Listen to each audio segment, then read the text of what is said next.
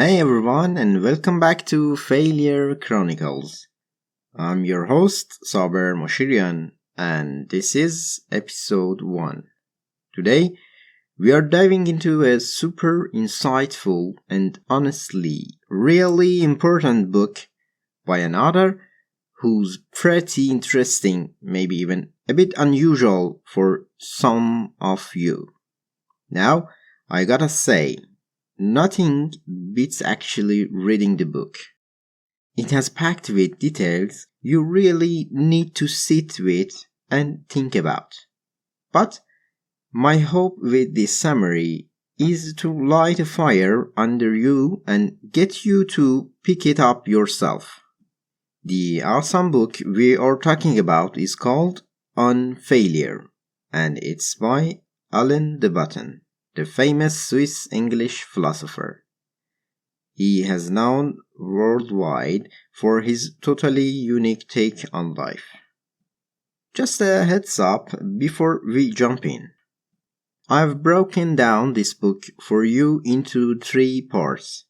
Yeah, it's a bit more detailed than some other summaries, but I did it for 2 big reasons. First, this book is just so rich in content, and it perfectly hits the main goal of this podcast. It really needed more airtime. Second, let's be real. A lot of us just do not have the patience to read a whole book anymore. We are all super used to short, summarized stuff these days, and our attention spans are, well, a little short. So, I wanted to give you more content in this audio format, especially for those who might not get around to reading the book. Before we dig into the book, let me quickly explain the whole vibe and title of this podcast again. Maybe some of you have not heard the introduction episode, or you are just not totally clear on why I even started this thing. So, let's get this straight. Failure Chronicles is not a guide to failing. It is not a how-to or advice on how to mess up or anything like that. We are not here to promote failure. In fact, unlike pretty much everything else out there these days, this podcast is not motivational at all. If you are looking for pep talks, ways to get rich, or tips for a perfect marriage, you are probably in the wrong place. We are not anti-motivational either. We are not gonna sit around and glorify failure or tell you to go live like a hermit in solitude. We are not pushing Sufism or Hinduism or teaching Buddha's doctrines. Nope. Instead, we are aiming for something deeper, a real, lasting peace with ourselves and the world around us. The main goal here is inner peace. We are gonna talk about the very real fact that failure is just part of being human. We are taking that as our starting point, and we are not trying to run from it. We are gonna look at it as a fact of life. We want to get a grip on our anxieties. So, many of us are constantly stressed about screwing up. Here, we want to make peace with that, understand the world we live in better, and just accept things as they happen, so we can chill out a bit more. And believe me, Mr. de Botton explains this so well in his book on failure.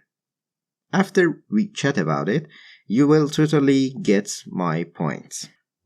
Alright, let's jump into the book. But first, let me give you a quick intro to Alain de Botton. It's good to know who's behind these ideas and where they are coming from. Then we will get right into the summary of this book, which, like I said, I have broken into 3 parts for you. Alain de Botton was born in Zurich, Switzerland. His dad, who was born in Egypt, actually co-founded a big financial institution called GAM. In 1999, his family's wealth was estimated around 234 million euros. So yeah, Mr. de Botton is a pretty wealthy guy. This means we cannot just brush him off and say, oh, he's just trying to make himself feel better because he has failed and he is poor. The stuff he talks about in the book is his deep philosophical take on life. Alain's mom was Swiss, from a Jewish family, but Alain grew up in a non-religious environment. He has spent his first 12 years in Switzerland before moving to England to finish his schooling.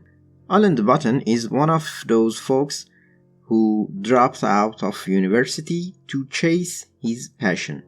You know, that classic cliché, teaching one of the world's best universities, even at a doctoral level, to write books. At his core, de Botton is a philosophy professor who sees his mission as making philosophy easy to understand for everyone.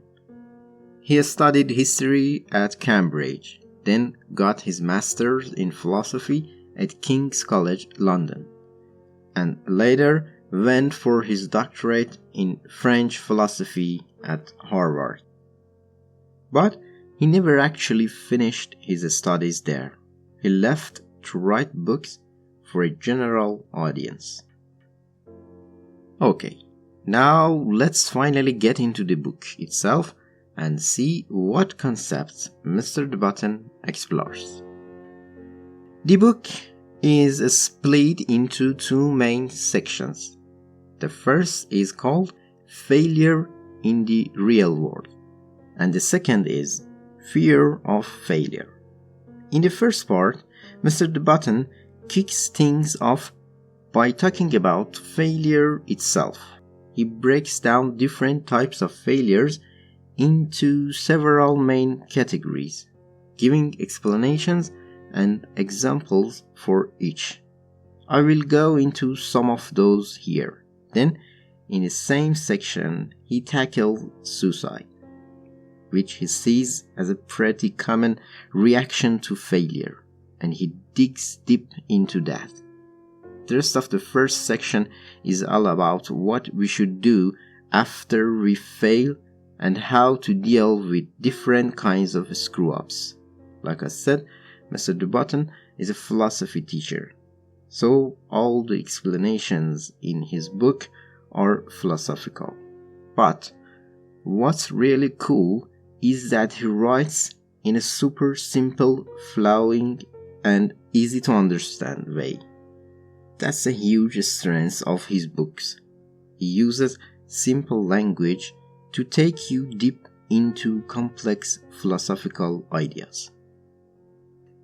The book starts with the idea that everyone experiences failure in their life, but they often imagine they are the only ones who have failed.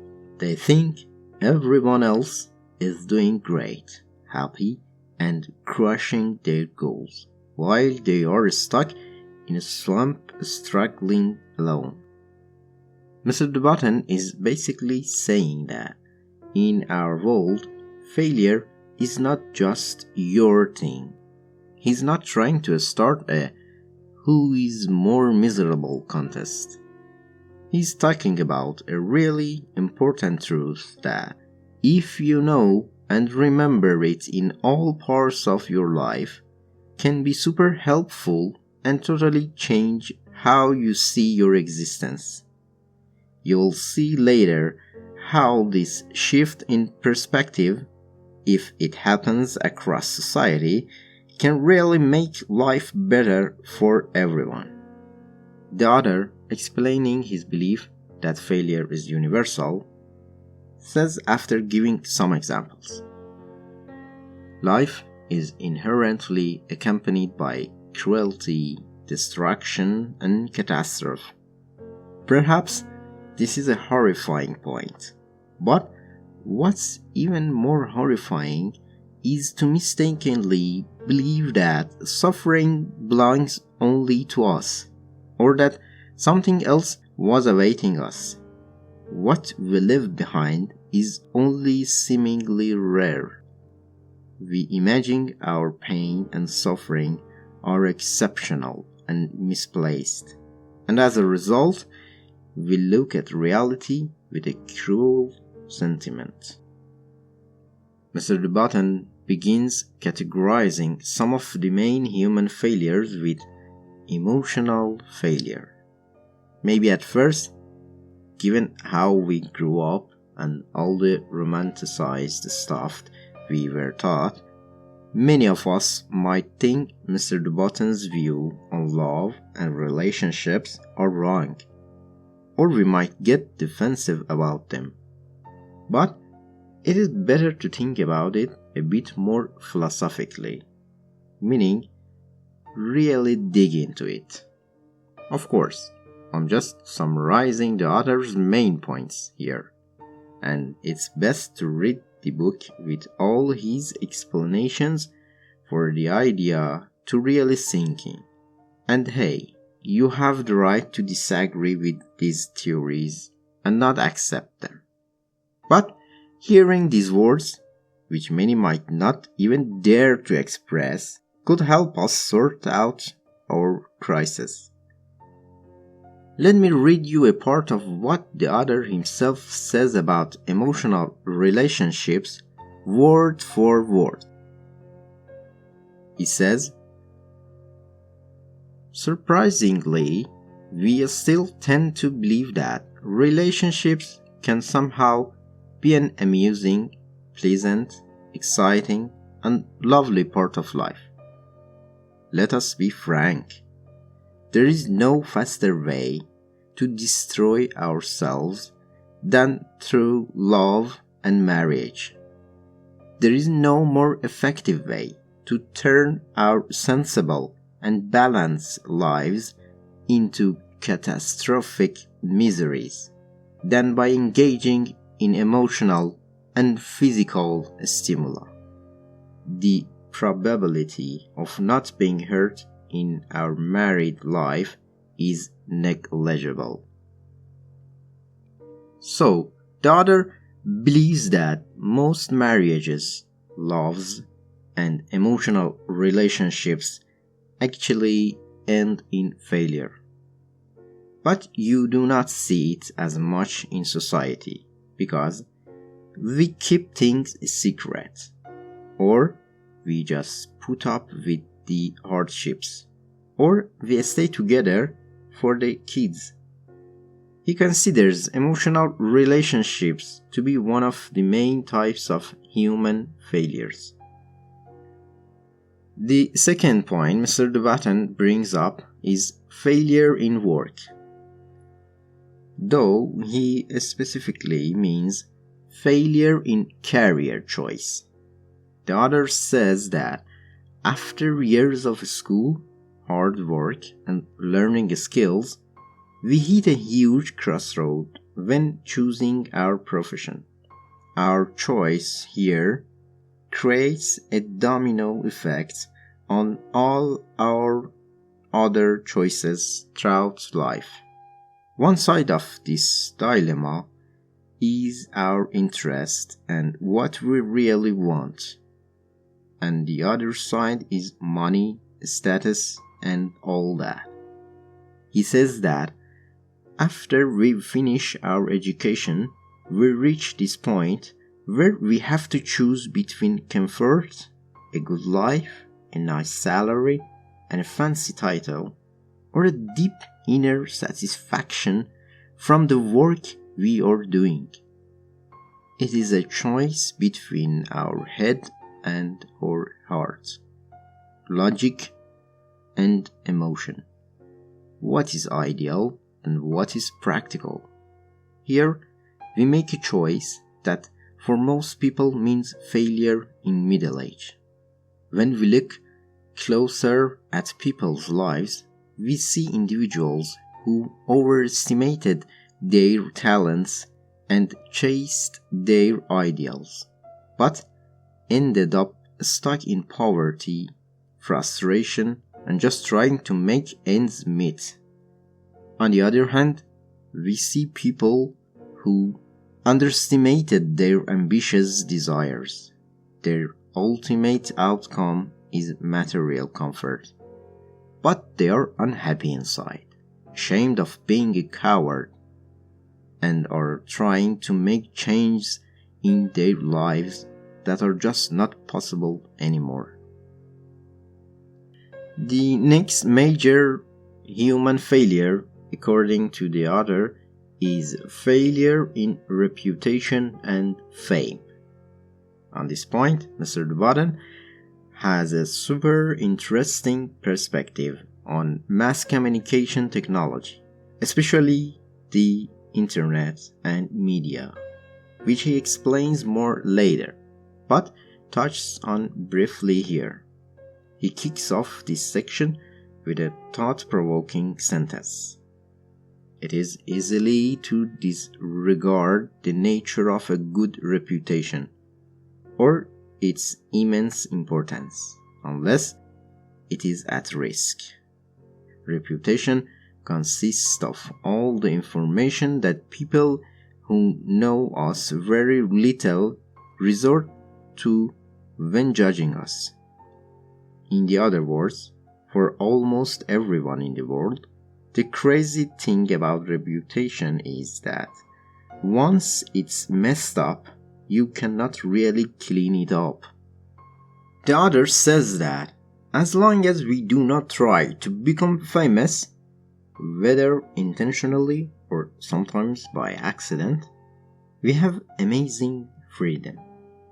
No one really knows whether they should be happy or sad to see us, but then we go and try to become famous, wanting everyone to know us. At first, everyone tries to get close to us, meet us, or even take photos and be proud of having a picture with us. That's all great, until we make the first mistake. This mistake might not even be a big deal, and often we do not even realize we are making one. We might send a wrong email, meet someone we do not know who is guilty and we are unaware, or we might just lose our temper for a moment. This sometimes small mistake can, in an instant, ruin years of our hard work. The author compares losing our reputation or becoming infamous to death. Why? Because he believes that after we become infamous, no one really thinks deeply about us or tries to see what kind of person we truly are. Some out of jealousy, some out of frustration and for entertainment, and most people out of laziness just believe what they hear in the media or online and from others, and they never change that view for the rest of their lives. And since we are totally social beings and care too much about what others think of us, this bad reputation sticks with us forever. The fourth major failure mentioned in the book is called failure as a parent, which the author talks about very briefly. He defines it as the choices we are forced to make in life, whether we realize it or not. We might have certain morals and personalities, or we might try different parenting styles, and lots of stuff happens in our lives, most of which we cannot control. We react differently to these things. These reactions, behaviors, and choices have different impacts on our kids. For example, we might divorce our child's parent, or have to move for our job, taking our child away from a place they love. Or we might react badly to their behavior. All of these can cause our kids to distance themselves from us, and their emotional connection with us gets messed up, which is a huge failure for us.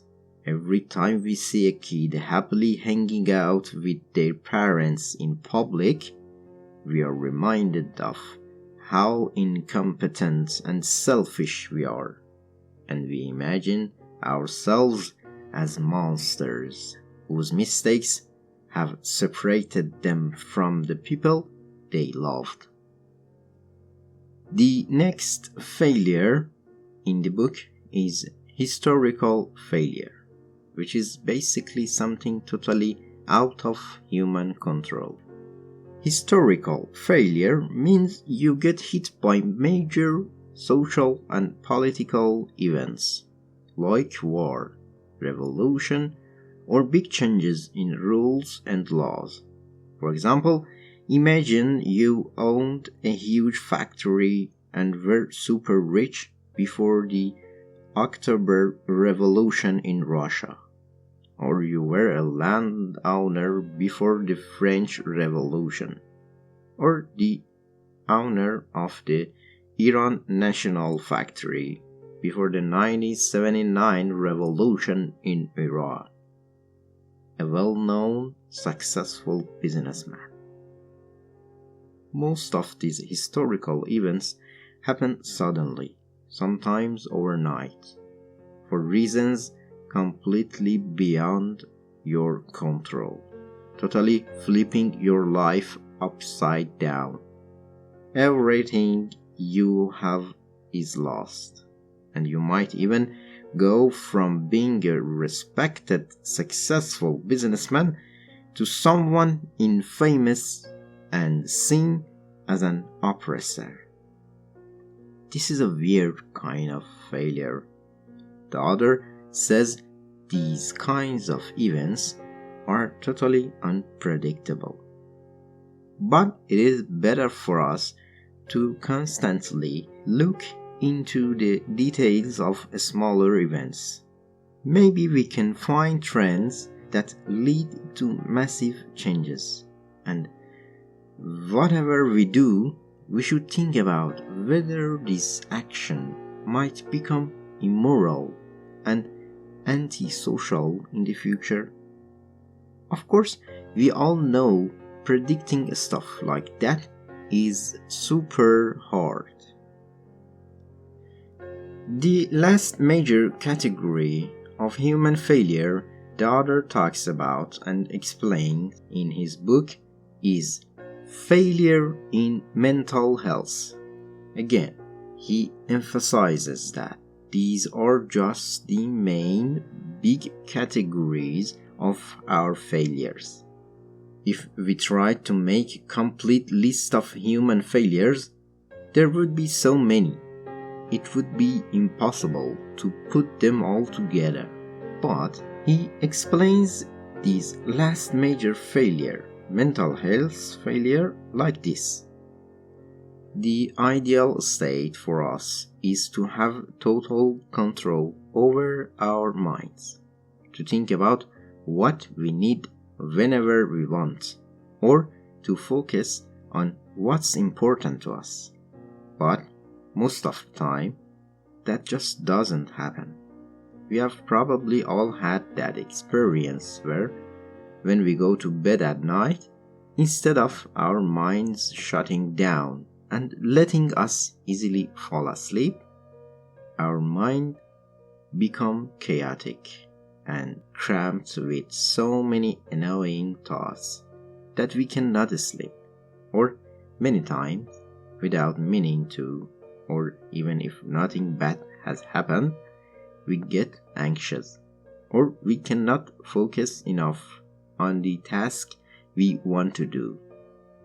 Mr. de Botton says that these states get to a point where we completely lose control of our minds, and our minds become our enemy. The smallest problems come with huge anxieties and become unbearable. And finally, as the author says, we do not know exactly what is unbearable. We only know that it is so and that we are miserable and unworthy. And whatever we do, it is never good enough, and we might as well die. The sad truth is that our minds are just as prone to breaking down as any other part of our bodies, and they can be just as terrifying. Our minds can be instruments of torture. Ultimately, we are prone to failure because we are disaster-prone animals, creatures whose very structure and nature are inherently unsuited to the complex tasks that come from their long and complicated lives. Our lives hang by a thread and are vulnerable to governments, religions, ideologies, businesses, families, and our fragile neurochemistry. The author then touches on our temptations, or what he calls human moral characteristics and inherent traits. He says that the 7 demonic inclinations identified by the scholar and Christian hermit Evagrius Ponticus, which he claimed we had to overcome, are still present in our lives and cause most of our failures. However, these 7 sins, pride, greed, anger, envy, gluttony, and sloth, are just in us. We are born with them, and there is no escaping them. The author's goal in explaining these inherent human problems is not to warn people against sin. As I said before, Mr. de Botton is not religious at all, and here he even calls the term sin for these characteristics ridiculous. But he says he mentioned them to tell you that it is too late to fix these traits. They are just part of you.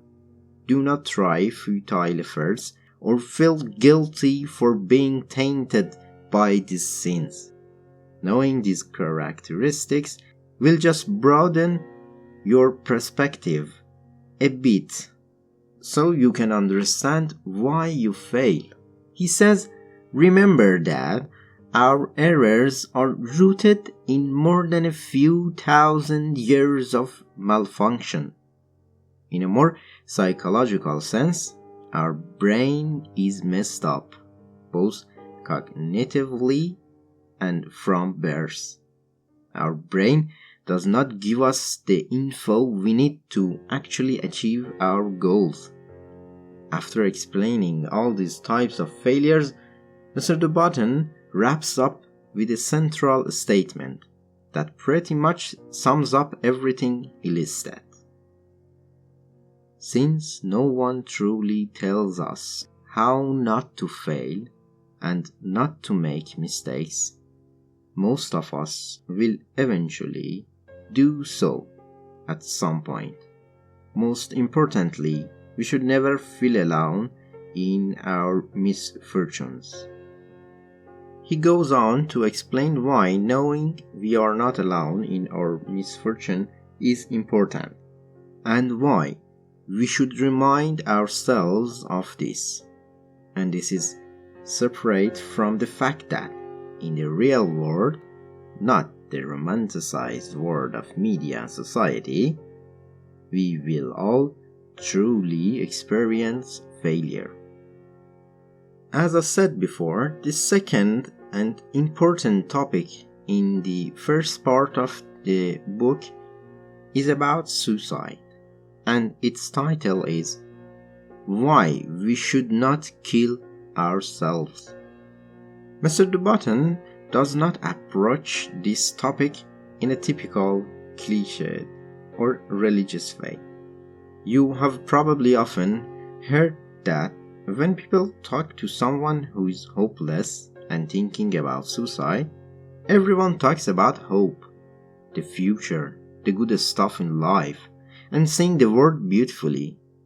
Religious people also bring up religious teachings that this act is a huge sin and all that.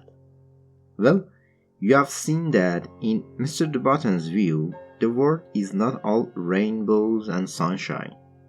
He sees failure as widespread and a part of life, so he certainly cannot, contrary to his previous opinions, tell people that this was their last failure and now the world will be rosy, so they should not kill themselves. On the other hand, he is not religious, so he is not going to offer moral or religious advice. He has a different take on suicide, which goes back to the philosophical perspective of ancient Stoic philosophers. He implicitly gives humans the right to have the freedom of choice to continue their lives. But this doesn't mean he's recommending suicide. We should not just sweep trash under the rug. We have to confront suicide, meaning we should think about it and talk about it. Not talking about it and just condemning. It doesn't solve anything. He says we have to accept the possibility of suicide as it is. Otherwise, after failure, it will become an obsession and never leave us. As he puts it, the fundamental question of being or not being deserves serious consideration.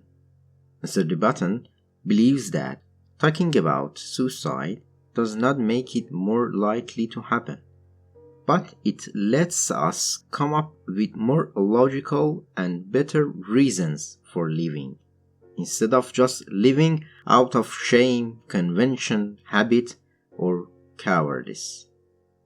As the author says, living should be a choice, not a command. He then touches on the views of Stoic philosophers on life and death, describing them like this. The Stoics believe that humans have the right to choose to live. A thoughtful and intelligent person, after a lot of thinking, and not just due to a momentary delusion or mental illness, might choose death. In the Stoics' view, it is the birthright of every noble and free soul to choose how long it wants to be here.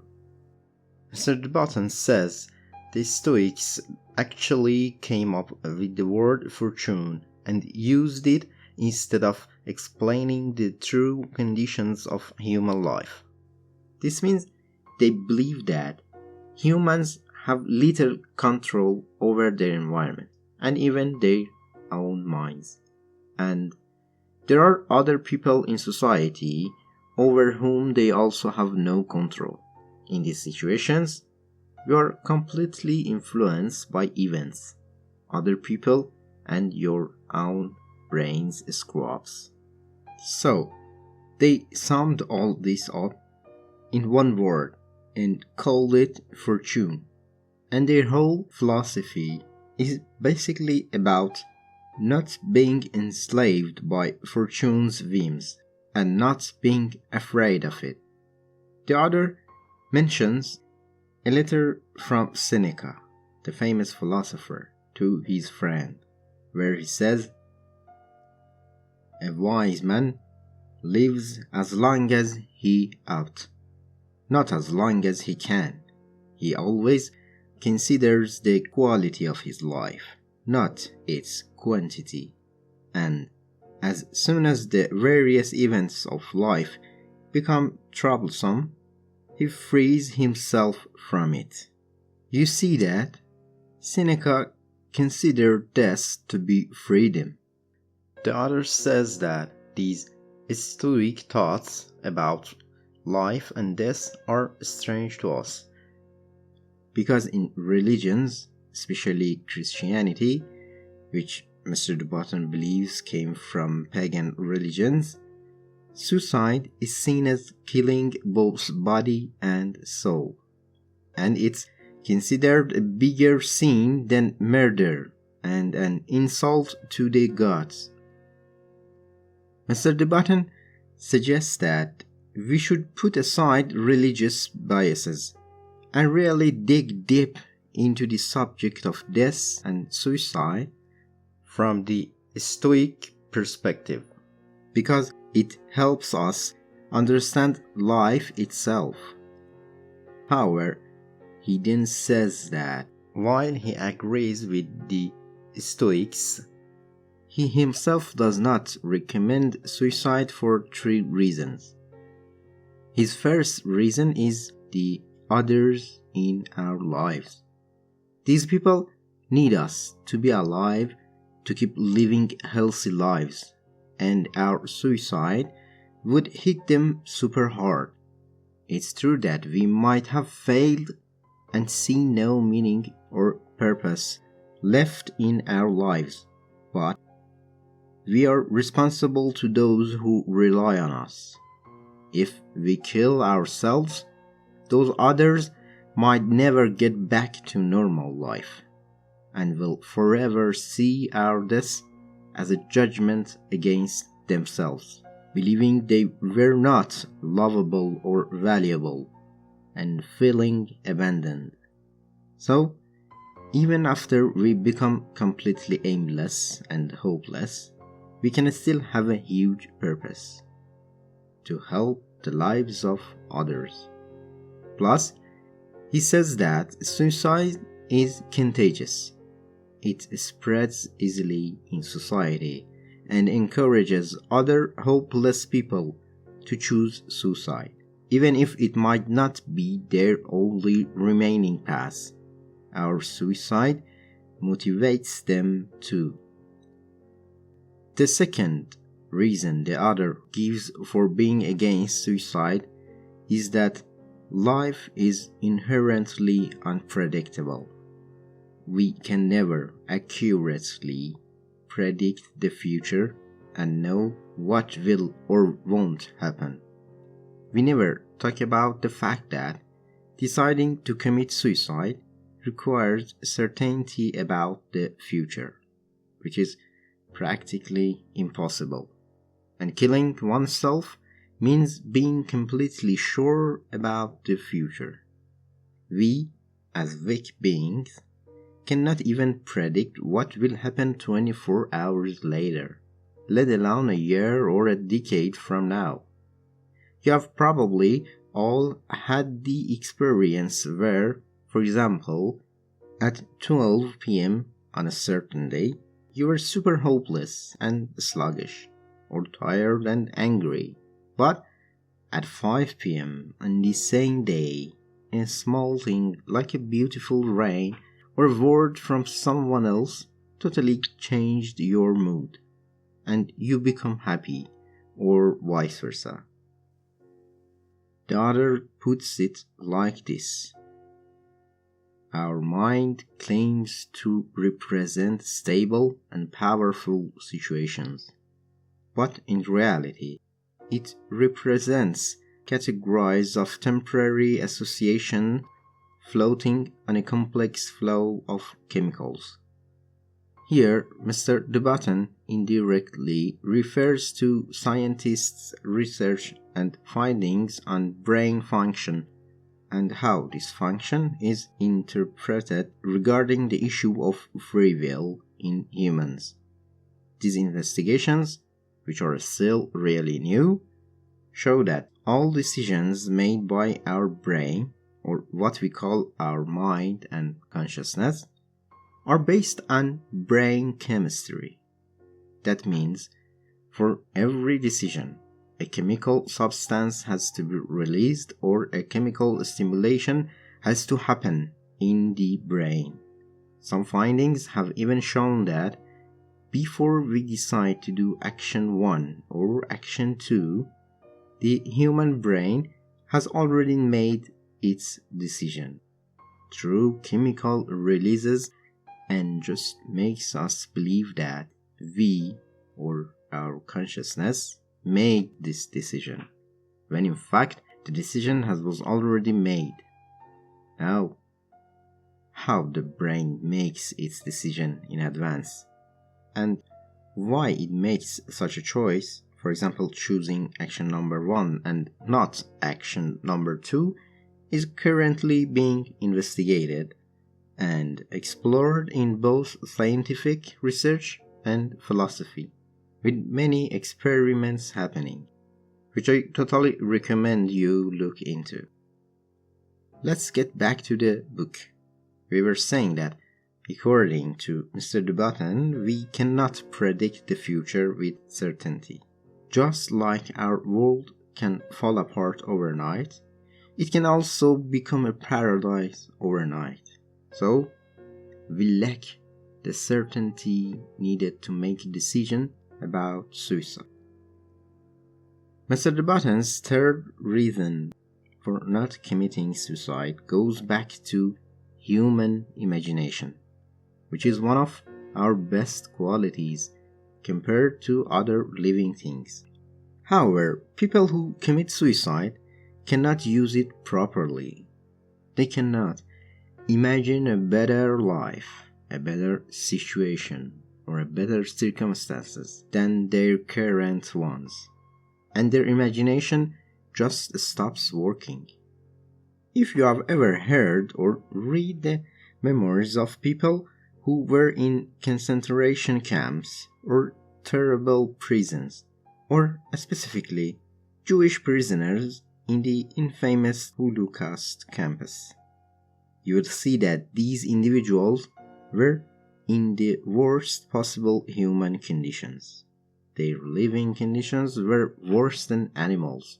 Yet those who survived, first by escaping their captors and then enduring physically, all these survivors share one common point that kept them psychologically alive and prevent them from committing suicide: their power of imagination.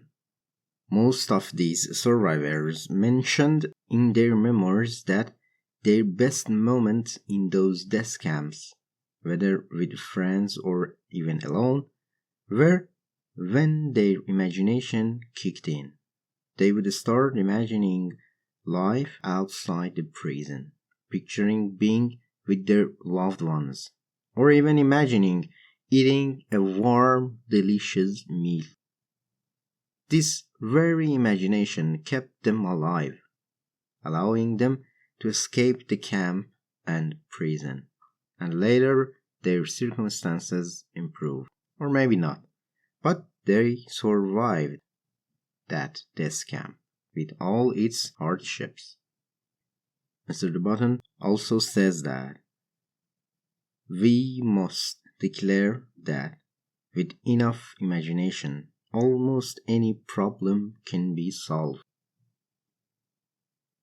So, before making a final decision to commit suicide, let's consider Mr. de Botton's 3 reasons.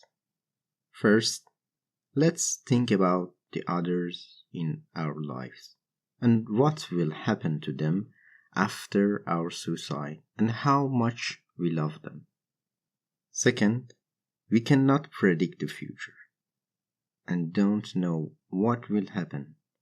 So, the uncertainty in predicting the future leads to uncertainty in the decision to commit suicide. And third, let's start imagining.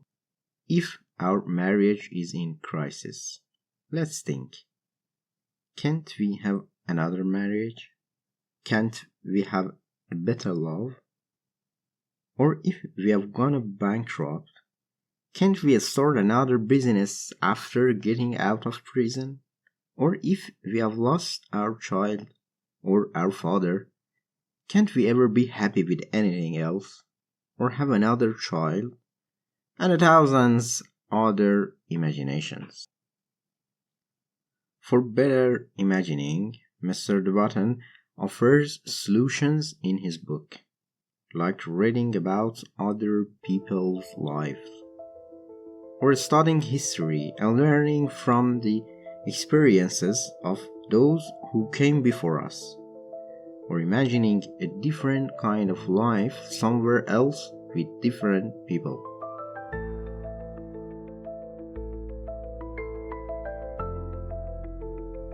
Thank you so much for tuning into the first episode of Failure Chronicles, and I really hope you enjoyed this episode.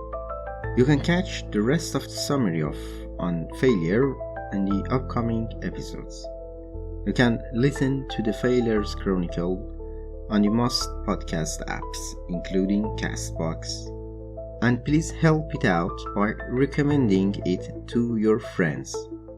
You can also reach out to me via the email provided in the podcast description to share your thoughts, critiques, and suggestions.